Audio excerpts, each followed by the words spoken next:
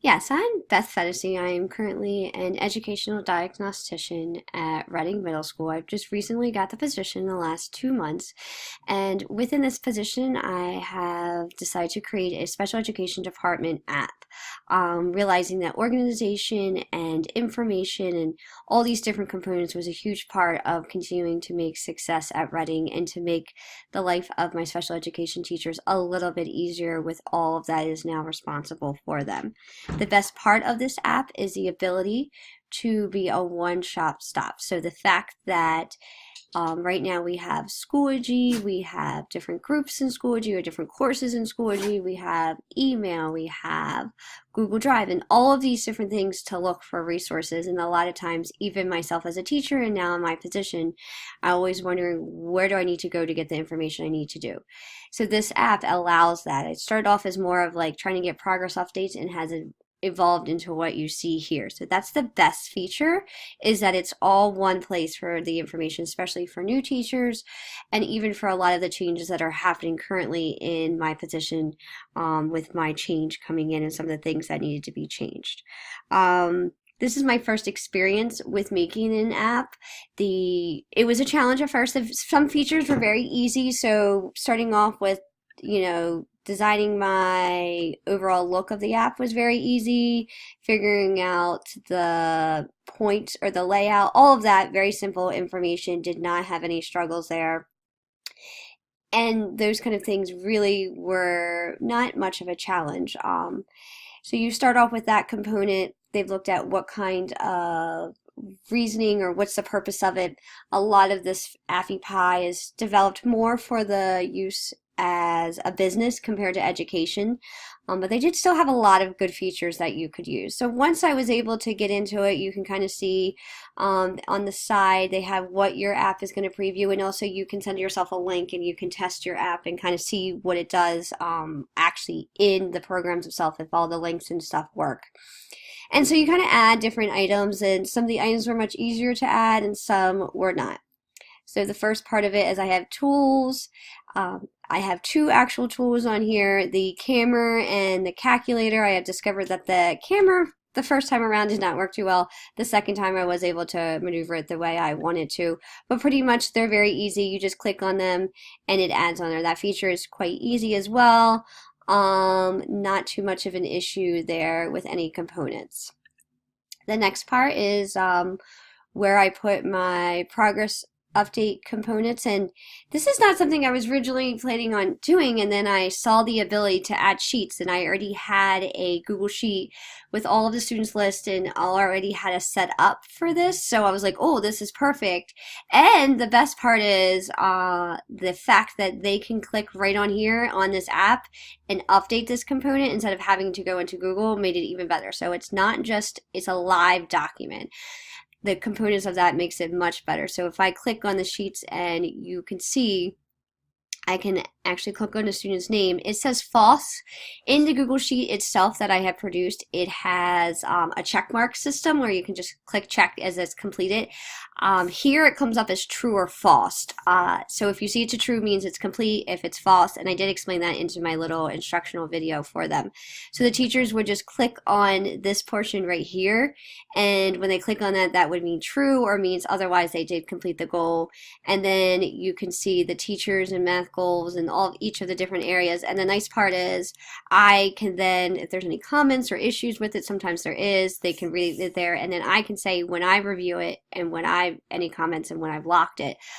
This is a great communication tool instead of having probably prior to this at least 30 different emails back and forth saying these different things. And the nice part is I was able to look at this sheet as the teachers were working on their progress updates. So if it was a live document, so if there's any issues, I could fix them right there. They didn't have to wait till the end of the day to get that item fixed, so they could literally leave the day of working on progress updates completely done. There is no reason for them to be held back, and then they can kind of see which ones are locked, and then it gives me the opportunity to see if they were actually mailed out.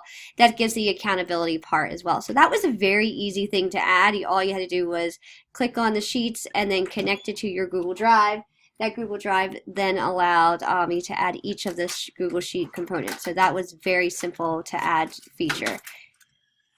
The other part that we have here that was a little bit more complicated. You were able to add a folder, and adding the folder is another feature that was very easy. That's folders is an organizational tool. The next feature that I started off, this is where my main goal was, is the ability to add progress update data in.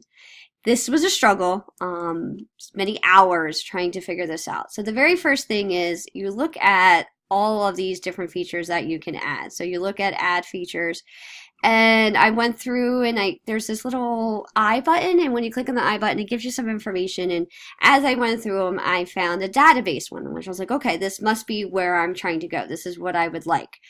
The point of this was to be able to have all of the data, the student's goal, their benchmarks, and then have each of their progress data updates to go with it, to kind of link the two together. I was not able to do it. There was this, there's a Firebase program that you have to go into. I've never heard of it, but what you have to do is there's a little tutorial that kind of comes up here. I have to say the tutorial wasn't the greatest.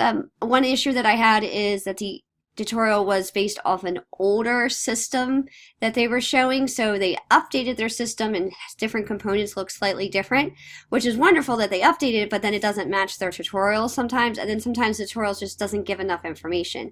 It really expecting you to have a lot of background information walking into this, and I had none when it comes to apps.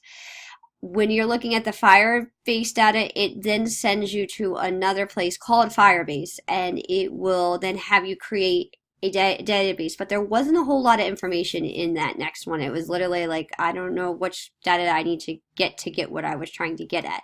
And that was a hard part, like getting an idea in my head and it working out the way I wanted it to. This component did not quite work out, but I was able to use another part to kind of get to what one of my goals were. Then there is this manage records part, and this part is where I can add in the data. This is the part I wanted the teachers to be able to do. I wanted them to be able to put the kids' information in, their goal, their progress updates. Kind of wanted to leave that their responsibility. So at this point, unless I can find another way, a realm of doing this where they have access, only I am able to add these different things in. The teachers do not have this component. That is a downfall of this. It is nice, though, that the teachers will have their first name, last name, and classification and annual goals, and all of that's there. Obviously, they look at all of their IEPs in the beginning of the year, but this is a quick, simple tool for them to get right to it. Sometimes when I'm making and doing my collecting data, I'm like, what percentage are we trying to work on? Are they near that percentage? Oh my gosh, they're only at 40%, they need to be at 70%. What other instructional strategies can I put in place? So that's really kind of how this involved. The Firebase part was definitely a challenge for me, and then getting that secret key, that was a little bit of a struggle, and learning how to go through and work with the Firebase in another application.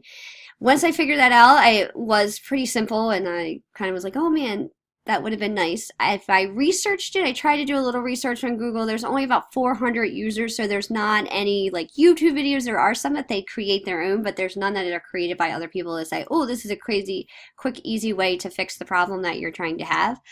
It is nice that you can literally see all of this information. Once again, I'm going to have to enter each of these in. The teachers will not be able to. The other feature that I did find, which was my main goal, but I didn't expect it to find it in this realm, was a form. So they actually have a form. It is a feature, and then in the feature I can customize the form, and you can kind of see all the different ways I customize it, and I can add each different question that the teacher is going to fill in. Very similar to a Google form, but a little bit easier, I think, and once again, it's one place for all of this information to go into. I didn't want them to have to go to another place. And the nice part is, like, the teacher's name and email automatically gets in there based off of their login. They put the marking period that they do in the progress update. So we're talking first marking period. They'll put what data point is it. Is the first data point, second, or third? and the percent. And then this is the part that was very important to me, an image. So the teachers can load the image in there. A lot of our, I say 90% of our assignments now are in Schoology or Google. The teachers can take a screenshot or a picture of it, or even if it's a paper copy, it's 10 times easier just to take a picture of the data. So say it's a math test or a math checking for understanding, is a little half sheet of paper, and that's what you're using to collect data for your goal. It's easier to take a quick picture of that and then load it on to there compared to making copies of each one before you give it back to the student and then collecting all that. This is a very simple tool. It has the percent for it. And then as you continue on, it tells you what grade. It won't let you show this part right now, but it'll say what grade and what goal we're reaching for and those type of things. So it's very useful. The part that I was trying to is get both of these items together so that the teachers could see the goal that they were trying to earn, that information here, and then the percent that they are putting in so they could see each time. I wasn't able to do that. I think looking and doing some research, it definitely requires some coding ability. I'm hoping maybe in the summertime I can work a little bit more on that. Currently, just haven't had the ability to kind of do those different things. So it is a neat features. There is only allowed to do one of each, so I wasn't allowed to have multiple forums or multiple things. There's some of them that you're only allowed to add each feature once. The other thing that you will see in the features is the layout and color scheme, so you can change it, but not a lot. A lot of them are very basic. Sometimes they won't even let you change the colors, and even the colors themselves are not that great. The images, that part is definitely a downfall as you go along this. And then I do make sure that each part of it had to be logged in with the personal information, those kind of things. So it does have some ability to change things. I just don't like the true ability of it. The next thing is the Google Drive. I linked the Google Drive. The teachers will be able to, and I don't know if this will show you very well here, but they'll be able to obviously link right to the Google Drive. The nice part about this is a lot of our assignments are through Google Drive, and then there's a folder that gets put in there, and then you can literally search the student's name. I don't currently have a folder because I'm currently not teaching any students that would have a Google Drive assignment, but you can put the kid's name in here. Their name will pop up with all of their assignments that they have done for you for the entire year. So if you're looking for data, you can have an easy tool, and then the teacher can take a screenshot and then load it right into their progress updates. So it's one of the main reasons I added the Google Drive there. The next part is instructional videos. These instructional videos start off with, and I want to add more as I go on and make them more advanced, but they're kind of how you use IEP Plus for new teachers or just for teachers altogether that didn't know some of the features. They go into it and don't know exactly some parts. The other part too is like the jobs of each of them. So ELA and math teachers have different components of the IEP that needs to be filled out compared to the science and social studies. So I did a couple of YouTube videos that go with that, the screencasting of it. I would really like to do more with different components that I just kind of did as a general overview. I want to kind of look at how do you complete box 3 completely, not just look at that's your part that you need to complete. The next one is the chat discussion. I ran across this when I was looking through each individual one, and I thought this is a huge thing. A lot of teachers, special ed teachers, especially in our middle school world, a lot of the discussions that we have, department meetings, content areas, trainings, they're all revolved around the subject area, science, social studies, math, ELA, and not so much the special ed. So they don't get a lot of time to really talk to each other and plan. This is a great way for them to discuss, or a new teacher that doesn't want to bug other teachers, but a very easy way for them to say, hey, how's this, or when are we supposed to have this done, or any kind of quick questions that they can have a discussion, and is right linked to their phones, or their actual be their iPads. They all have iPads, and they can just talk to each other amongst it. And it's also a great tool for like communication amongst the science social studies teacher, or maybe ELA math teacher, like, hey, this person did not complete their work today, or this needs to be done, and it's not another email, because sometimes you're like, oh man, I gotta get into my email, log into this. This is a great way to have a discussion at any point without much too much information. The next thing is news, and if anybody knows, you get a million different emails and trying to keep up on the emails. So the news was a great feature to add, so that way I can just put the most important things up there, like due dates, what needs to be done, those kind of stuff, up and coming information, and quick, simple. I can't make it too long. all of those things. The other feature that I have is called a One Touch. This is nice, and I am opening myself up to a phone number, but by clicking on it, it goes directly to my cell phone number. I'm perfectly comfortable with this with my special ed teachers, but they have answers to questions right away. They have that immediate access. They also have the contact information so they can email me or do any of that stuff. Say they're at home or something else that they're not connected to stuff, they can use it right there. To-do list was actually pretty cool as well. This is a neat feature, very easy to add on. A lot of these other features were very easy. I just say what the activity is and task is, and I add it on there, and they can kind of check off. Now this checking off thing doesn't go back to me, it doesn't report to me, it's more for them. But I can just say different things that are kind of updates that are coming due, and so when things are going on so they know and they're like, oh, okay, and have you completed those different items. The next part is my special ed folder. Within this special ed folder has the links to different websites, and in the special ed folder it has essentially to my Google Drive, and it might not let you guys show up right here. It might, it may not. And I'll have to make sure I give you guys access to that. But that Google Drive folder has all of my different PowerPoint trainings or Google slide trainings that I've done, all the different resources and checklists and different things I have created just in these few months that I have started. So it has one-stop shop. Once again, they don't have to go into Google Drive. It's right there in the app. It will give them that access. And it also has 2 other links for data service, which is a very common place for special ed teachers to go to get more information about the student through iTracker. And then also has the IEP Plus link. The next component is the features. There's a lot of features, so I wanted to kind of go through what each feature does. And then there's little videos that go through more of the advanced ones, how to use it, like the data tracking, so they can look at this at any point as they go through it. So the main purpose of this is to really kind of put the information together and then make it actually not, my big goal was to not make it just information. I wanted it to have different things that could make the teachers' lives a little bit easier, like the data tracking. The downfall from this is I didn't quite have the ability to personalize it based off of login, so making sure that each teacher had only their kids' IEP information. Wasn't capable of doing that, or have not figured out how to do that at this point. And then as far as pedagogy, I do think it's a little slacking with the pedagogy. I did mention this in my self-assessment that there's not too much room for innovation. There is a lot of communication, there's a lot of discussion, but the innovation part, allowing them to come up with ideas at this point, is not open to that idea. Hopefully as I progress, I can kind of integrate that part. I have decided that our lessons will be, I will do a training at the beginning of the year. I am definitely going to send out a survey, kind of seeing where each teachers are at and then grouping the teachers. Some teachers just have that technology ability. Like for myself as a spec ed teacher, I was very knowledgeable in technology, so I'm going to run that PD differently than teachers that have been veteran teachers, but their technology is not at the same level. So I'm going to have to go a little bit slower with each of those components. And then a new teacher, I'm going to have to not only teach the app, I'm going to have to teach all these different languages and the process and the procedures here at Reading, because every school is so much different. So in all, I'm pretty impressed by ultimately how I went about creating this app.